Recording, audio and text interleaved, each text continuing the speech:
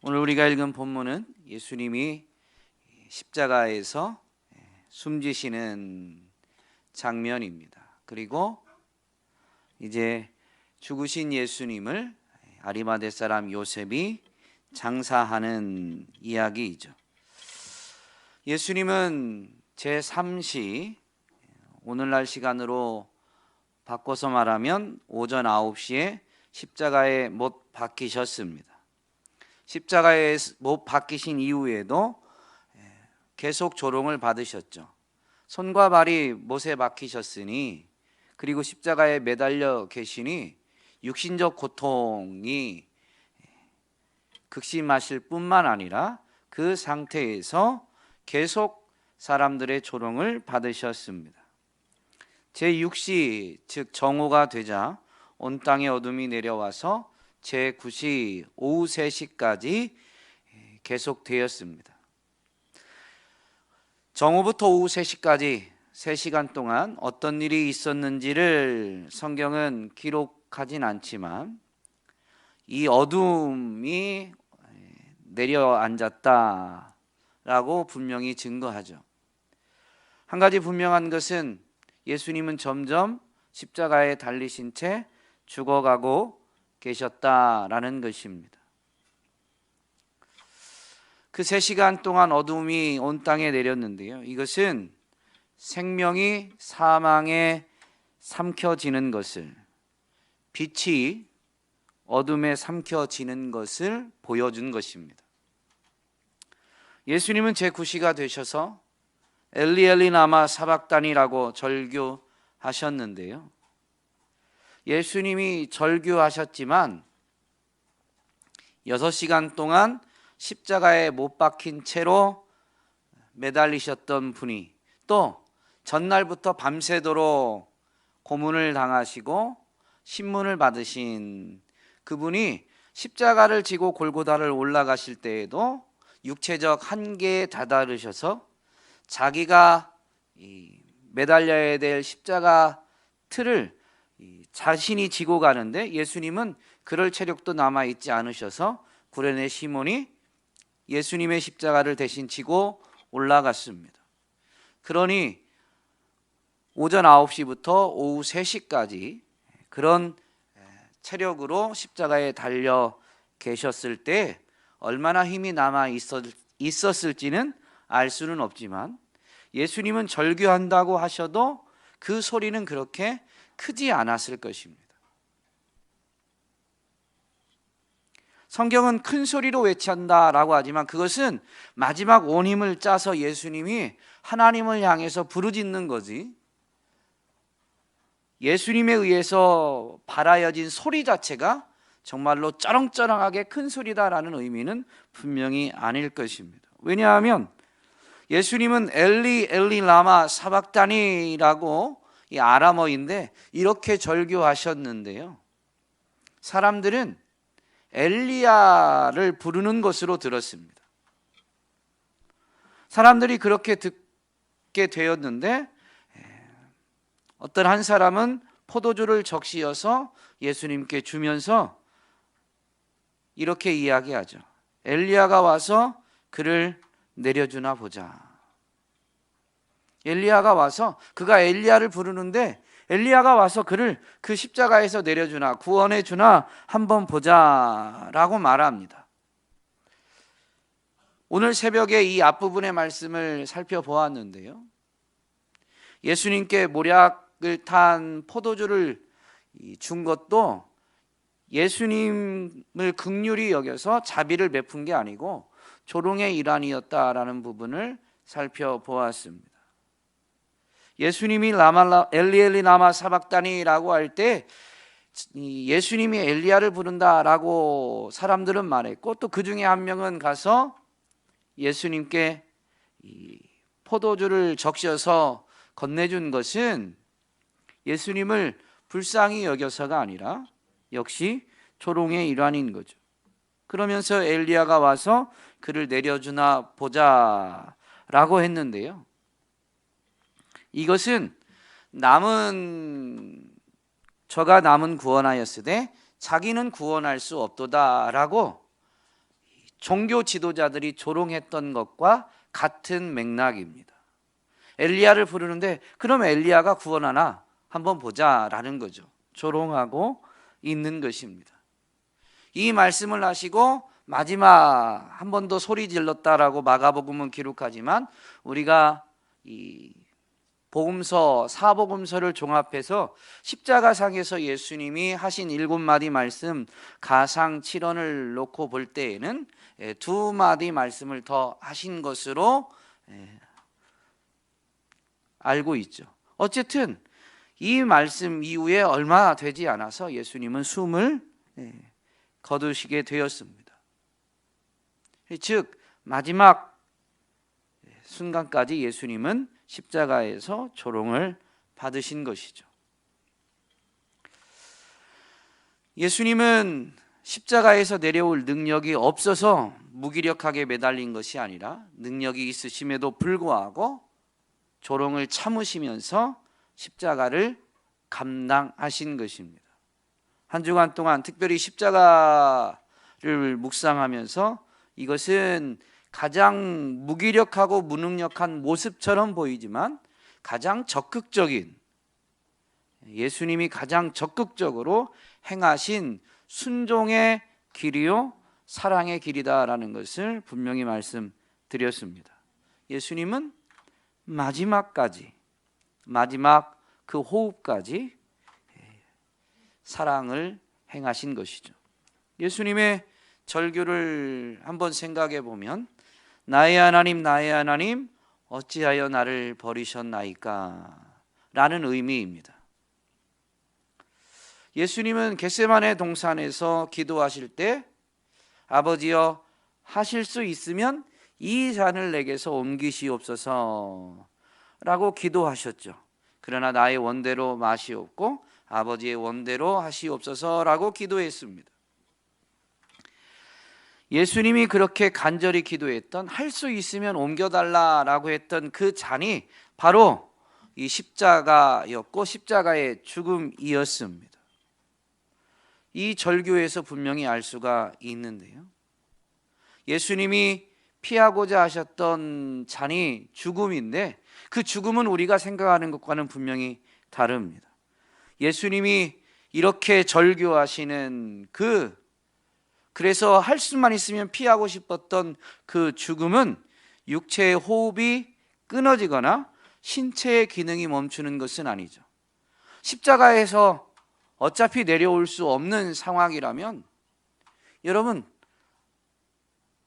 어떤 기도가 마지막 순간에 될까요? 오늘날은 안락사를 허용하는 나라들도 있죠.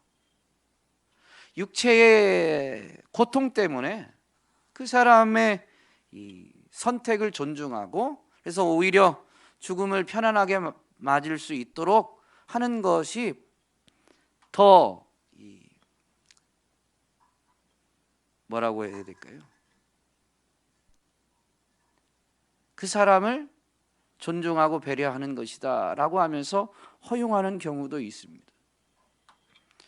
십자가상에서 육체의 고통 때문에 너무 힘드셨다면 어차피 마지막까지 하나님 뜻에 순종하고자 하신 주님이라면 이 호흡이 빨리 끊어지기를 오히려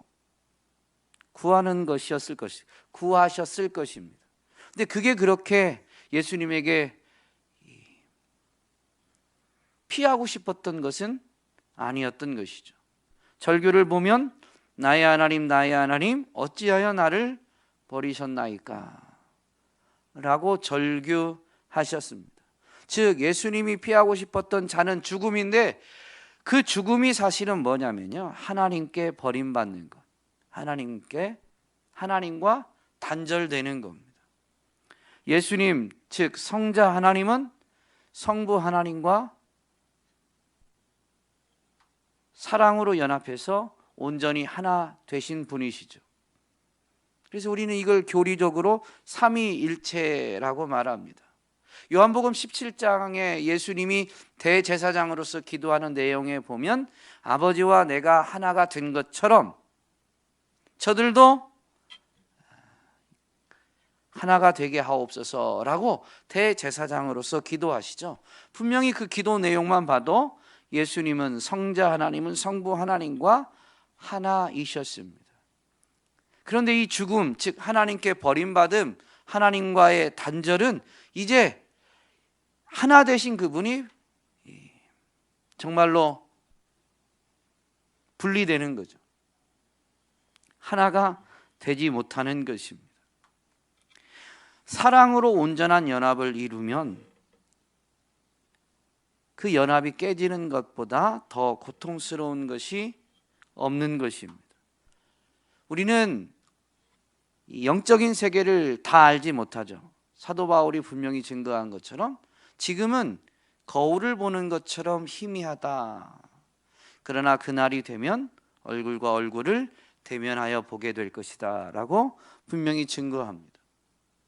희미하게밖에 보지 못하다 보니까 사랑으로 온전한 연합을 이루는 것의 아름다움, 그리고 그러지 못하는 것에 대한 아픔, 고통에 대해서 우리는 너무 희미하게만 압니다. 그러나 오늘도 어떤 우리 교회 성도님은 아니고요, 어떤 성도님이 교회에 오셔서 잠깐 뵙게 되었는데, 그분이 직접 찾아온 건 아니고 다른 사람을 통해서 이렇게 찾아오시게 되었는데요, 10여 년 전에 자녀를 먼저 보내셨어요. 지금도 그것 때문에 눈물 흘리고 아파하고 계시더라고요. 지금뿐만이겠습니까? 앞으로 뭐 십수년, 아니 수십 년이 더 흐른다고 해서 그 아픔이 완전히 없어지겠습니까? 이 땅에서 가장 순전한 사랑이다라고 하면 부모의 자녀에 대한 사랑일 겁니다. 그 사랑이 자녀를 잃은 것 때문에 본인이 그렇게 10년이 넘어도 아파하고, 그냥 단순히 슬퍼하고 아파하는 정도가 아니라 마음이 다 병이 들어서 육체의 질병까지도, 정신적 질병뿐만이 아니라 육체까지도 질병이 생길 만큼, 여러분, 사랑이 정말로 순전한 사랑이어서 연합을 이루는데 그것이 깨어지는 것은요, 세상의 어떤 것보다도 더 고통스러운 것입니다. 우리가 다 알지 못하지만 땅에서 분명히 이런 경우들을 보게 됩니다. 우리가 직접 겪지 않아서 그렇지만 자식을 먼저 보내는 부모는 자식을 땅에 묻지 않고 가슴에 묻는다고 하잖아요. 성자 하나님과 성부 하나님은 성부 하나님으로부터 성자께서 오셨기 때문에 성부다 성자다라는 이런 호칭을 우리가 사용하지만 그분은 하나님이십니다. 그 사랑의 연합이 깨어지는 것보다 더 고통스러운 게 없다라는 거죠. 그것을 십자가에서 예수님이 분명히 보여주셨습니다. 그러면 성자만 고통스러웠을까요? 성자 하나님만, 예수님만 고통스러웠을까요? 성부 하나님도 성자 하나님과 사랑으로 연합해서 하나이셨죠. 하나이시죠. 그러므로 성부 하나님도 성자 하나님과 동일하게 고통스러우신 겁니다. 그런데도 불구하고 이 일이 이루어진 것은 모든 것의 주권자이신 성부 하나님이 허락했기 때문이에요. 성자 하나님은 성부 하나님을 너무 사랑해서 성부 하나님의 뜻과 같은 뜻을 가지고 자발적으로 그 뜻에 순종하고 복종하신 거죠. 그런데 자발적으로 순종하고 복종하는 성자 하나님이 이렇게 고통스러워 하신다면 성부 하나님은 또 얼마나 고통스러우시겠어요. 근데 그것이 아니면, 그 십자가가 아니면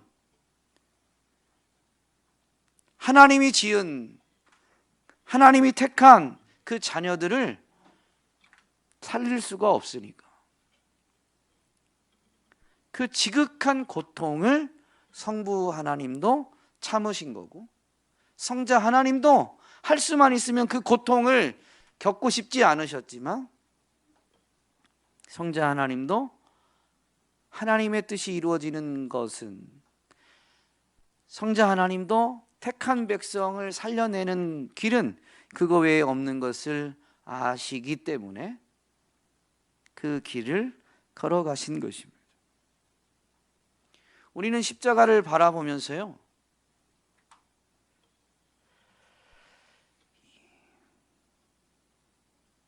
예수님이 마지막까지 우리를 향한 사랑 때문에, 성부 하나님도 우리를 향한 사랑 때문에 이 십자가를 허용하셨고 십자가를 지셨다라는 것을 분명히 기억할 수 있어야 되겠습니다.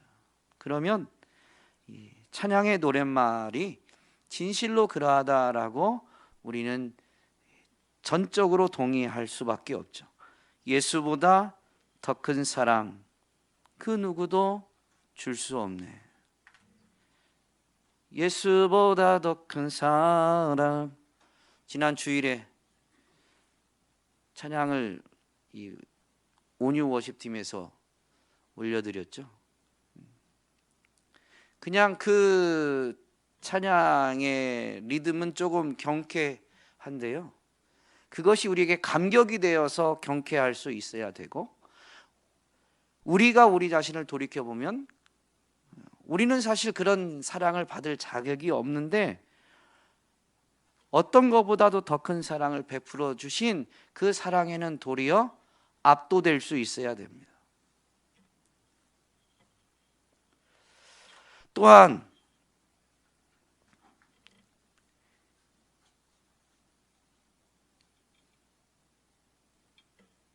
이 예수님의 절규를 통해서 이 땅을 살아가는 동안 우리가 가장 아파하고 두려워해야 될 것이 무엇인지를 분명히 할 수 있으면 좋겠습니다. 하나님과의 연합, 하나님과의 교제를 잃어버리는 것, 하나님으로부터 분리되는 것, 일순간이라도. 예수님은 3일 만에 부활하셨잖아요. 근데 그 3일의 고통이 너무 큰 거죠. 우리는, 제가 제 자신을 보면 목사인데도 교회에 항시 거주하는 편이죠. 그런데도 교회 공적 예배가 있을 때에 그때의 생각이 돌이켜지고 주님을 생각하고 내 삶을 돌아보게 되는 일들이 이루어집니다. 제가 만약에 목회자가 아니었다면 저는 일주일 동안 주님 잊고 살다가 주일이 돼서야 이러면 안 되는데 라고 아마 돌이켰을 것 같아요. 그런데 고난주간을 보내고 이제 이 성금요일을 지내면서 정말로 정말로 나는 하나님과의 분리, 하나님으로부터 멀어지는 것을 얼마나 아파하고 두려워하고 있었는가. 제 자신을 돌아보게 됩니다. 성금요일을 기점으로 우리의 신앙의 자세가 정말로 두려워할 걸 두려워할 줄 아는, 하나님과 분리되는 것, 하나님으로부터 멀어지는 것을 두려워하고 아파할 줄 아는 자들이 되시기를 주님의 이름으로 축복합니다. 그렇게 아파하시면서도 우리를 사랑하신 그분이 우리를 위해서 행하시고자 한 것은 이미 답을 드렸는데요, 생명을 주시고자 함이에요. 그것은 예수님이 십자가에서 죽으신 이후에 나타난 결과를 통해서 분명히 알 수가 있습니다. 예수님이 죽으시자 어떤 일이 일어나요? 성소의 휘장이 위로부터 아래로 이 중요한 겁니다. 아래에서 위로 찢어진 게 아니고요, 위로부터 아래로 찢어졌다라는 것은 이 일을 하나님이 행하셨다라는 거예요. 예수 그리스도의 죽음을 통해서 하나님이 성소의 휘장을 찢으신 거예요. 성소의 휘장은 지성소와 성소를 구분하는 천입니다. 그 지성소는 1년에 한 번만, 그것도 오직 대제사장만 들어갈 수 있는 가장 거룩한 곳입니다. 거기에는 하나님이 내가 거기서 너와 만나겠다라고 말씀하셨던 속죄소가 놓여 있는 곳, 그래서 하나님과의 만남이 이루어지는 곳이 바로 지성소였습니다. 그런데 예수님을 통해서 이제 오직 대제사장만, 그것도 1년에 한 번 들어갈 수 있는 그 휘장이 이제 찢어지게 됨으로 인해서 예수 그리스도를 통해서 누구나 하나님께 나아갈 수 있게 되었다라는 것을 보여준 거죠. 예수님이, 하나님이 정말로 그렇게 아파하면서까지 사랑하는 자들에게 주고자 하신 것이 언제 어느 때든 예수 그리스도의 십자가, 예수 그리스도의 보혈을 의지해서 하나님 앞에 나올 수 있게 하는 것이었습니다. 이것은 히브리서 10장 19절 20절 말씀이 잘 설명해 주죠. 그러므로 형제들아, 우리가 예수의 피를 힘입어 성소에 들어갈 담력을 얻었나니 그 길은 우리를 위하여 휘장 가운데로 열어놓으신, 이 길의 의미가 여기 있습니다. 새로운 살 길이요. 휘장은 곧 그의 육체니라. 그러니까 예수님이 십자가에 죽으심으로 휘장이 찢어졌고, 여러분, 휘장이 찢어져서 이제 예수 피를 힘입어서 성소에 들어갈 수 있게 되었습니다.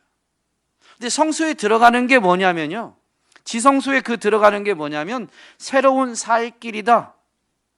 거기서 하나님을 만나는 게 뭐냐, 여러분, 그게 사는 거예요. 그게 생명을 얻는 거예요. 요한복음 17장 3절 말씀은 이 영생에 대해서는 영원한 생명 또는 영혼의 생명, 영적 생명 다 같은 의미라고 할 수 있습니다. 육체는 유한하니까. 그러나 영혼은 유한하지 않죠. 영원하죠. 그러니까 영혼의 생명, 영적 생명은 영원한 생명입니다. 이 영생은 유일하신 참 하나님과 그가 보내신 자 예수 그리스도를 아는 것이다. 성경에서 아는 것은 지식이 아니죠. 체험하는 겁니다. 경험하는 겁니다. 영생은 유일하신 참 하나님과 하나님이 보내신 자 예수 그리스도와 교제하는 것, 그분과 함께하는 것, 연합하는 것, 그래서 그분을 경험하여 아는 것이 바로 생명, 영생이다라는 거예요. 휘장이 찢어짐으로 이제 하나님의 은혜의 보좌 앞에 나아갈 수 있게 된 것은, 여러분, 죄와 사망으로, 죄로 인해서 죽었던 자들이 살 수 있는, 사는 유일한 길인 것입니다. 그래서 이 지극한 고통을 감내하고라도 하나님은 이 일을 이루시고자 하셨고, 예수님도 자기 백성을 사랑하시되 끝까지 사랑하셔서 이 지극한 고통을 감내하면서 죽기까지 복종하셔서 이 일을 이루신 것입니다. 예수님의 죽음을 목격한 사람은 많이 있습니다. 그런데 아이러니하게도 예수님의 죽음의 의미를 깨달은 사람은, 완전히는 아니겠지만 예수님의 죽음의 의미를 깨달은 사람은 예수님의 십자가 처형을 집행했던 이 로마 백부장입니다. 백부장은 예수님의 죽음을 보고 그가 진실로 하나님의 아들이었다라고 깨닫고, 깨달은 것을 그냥 속으로만 담아둔 게 아니라 그의 입술을 통해서 고백하게 되죠. 그래서 제자 공동체까지 알려지게 되고, 나중에 마가가 이 예수님에 대한 복음을 기록할 때 이렇게 기록되어져 있는 겁니다. 백부장은 어떻게 깨달았을까요? 사형을 집행하는 일을 무수히 했을 것입니다. 그런데 예수님은 여느 사람과, 어떤 일반 사람들과는 분명히 죽음 앞에 서는 그 모습이 다른 거죠. 그런 것들이 놀라운데,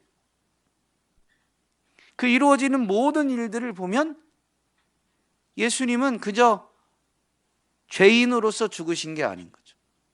사람이 몸을 입긴 하셨지만 사람으로 죽으신 것도 아닌 거예요.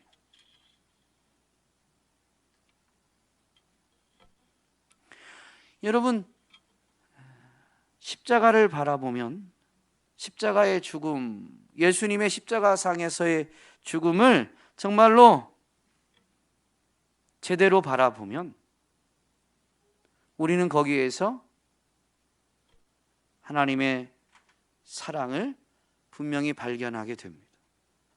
오늘 저와 여러분도 십자가를 통해 하나님의 사랑을 발견하게 되고, 그래서 주님을 따르는 자들로 오늘 여기까지 분명히 이르게 된 줄로 믿습니다. 고난주간은 이것 끊임없이 되새기고, 그래서 십자가의 사랑에 매이고 붙잡히도록 정해주신 은혜의 장치인 거죠.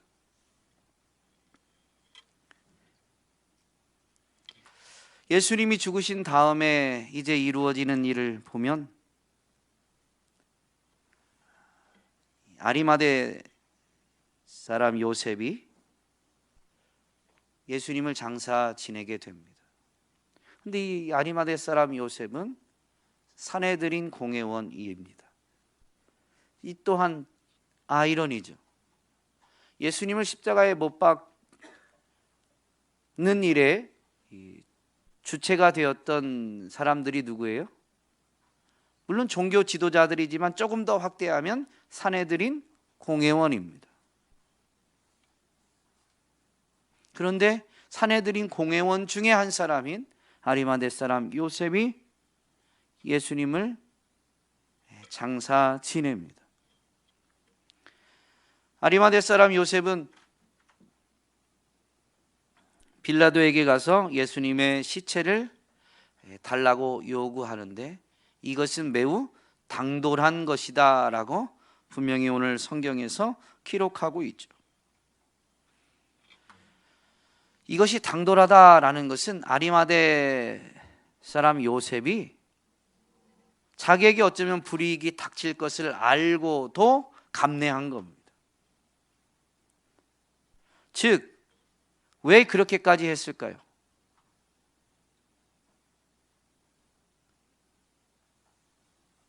하나님의 나라를 기다리는 사람, 그는 바로 예수님이 메시아임을 알고 예수님을 사랑했기 때문에 어려움을 감내한 것입니다.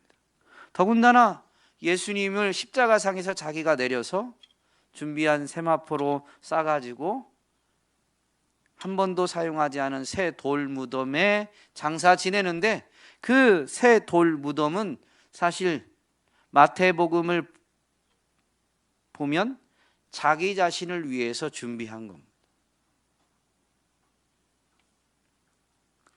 예수님을 사랑하는 사람이 어떤 자세를 보이는가라는 부분을 아리마대 사람 요셉이 분명히 보여주죠. 여러분, 예수님은 자기 사람을 끝까지 사랑하셨는데요, 그 사랑을 깨닫고 예수님을 끝까지 사랑하고자 하면 어떤 자세를 삶에서 취하게 되느냐? 예수님을 위해서 위험을 감수합니다. 예수님 믿고 나는 위험 없이 평안히 살고자 하는 게 아니에요. 십자가를 통해 예수님을 바로 알고 예수님의 사랑을 깨닫게 되면, 그래서 그분을 사랑하게 되면 이제 예수님을 위해서 내가 위험을 감내하고자 하고 나를 위해 예비된 것들을 주를 위해 아끼지 않고 내어드리게 됩니다. 그것에 어떤 양이나 가치는 중요하지 않아요. 사랑의 농도만큼 자기에게 있는 것은 사람에 따라서 다 상대적이겠지만 사랑의, 자기가 주님을 향한 사랑의 농도만큼 자기에게 있는 것을 아끼지 않고 내어드리게 되어 있고, 사랑의 농도만큼 위험도 감내하게 되어 있는 것이죠. 고대 사회에서는 크게 존중받지 못했던 여자들이 예수님의 십자가 길을 따라왔고, 이제 죽으신 다음에는 예수님의 매장지까지 따라가게 됩니다. 고대 사회에서 여성들은 법정에서 어떤 증언을 해도 그렇게 신뢰받지 못했어요. 사람으로 인정되지 않았으니까. 그런데 예수님을 사랑해서 십자가의 길을 따라왔고 죽으신 다음에는 매장지까지 따라갔던 이 여인들은 오늘 본문에서는 특별한 일을 하지 않았지만 부활의 첫 증인이 됩니다. 여러분, 누가 부활의 증인이 되느냐? 똑똑한 사람, 말 잘하는 사람이 부활의 증인이 되는 게 아니라요, 예수님의 부활의 증인은 예수님의 십자가의 의미를 깨닫고, 그래서 예수님을 사랑하되 비록 내가 유력한 사람이 아니어도, 사회에서는 내가 존중받지 못하는 존재일지라도, 이런 나라도 사랑하신 주님을 바라보면서 나도 주님을 끝까지 사랑하기로 결심한 사람, 끝까지 주님을 사랑하는 사람만이 증인이 되는 겁니다. 오늘 저와 여러분이 주님의 십자가를 깊이 되새김으로 인해서 정말로 주님을 더욱 사랑하게 되기를 주님의 이름으로 축복합니다. 주님을 더욱 사랑함으로 부활의 증인이 되시기를 주님의 이름으로 부탁드립니다.